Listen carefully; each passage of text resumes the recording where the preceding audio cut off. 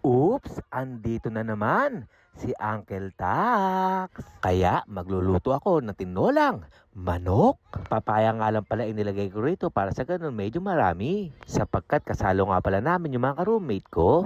Obligado magbigayan para sa ganun mas okay ang buhay.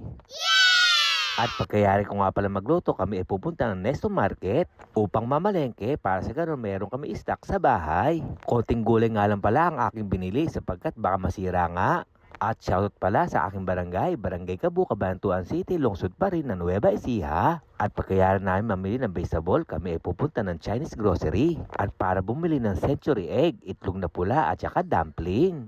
Ang century egg pala ay napakasarap nun, kulay itim ang nasa loob.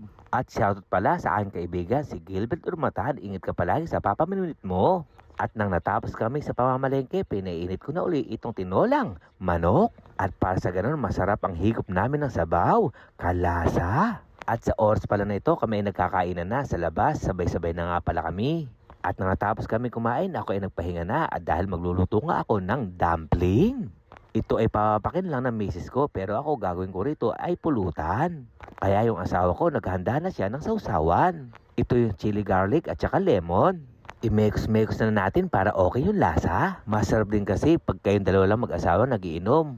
Para nagbabanding lang kayong dalawa. Enjoy! At para sa ganoon, masabi namin sa isa't isa kung anong mga pangarap namin sa buhay kasama ang pamilya namin. Tama na ang kwento, kaya ito, tikman na natin yung dumpling. Wow, kalasa! Parang siomay lang ni Kapitan Doming. Yes!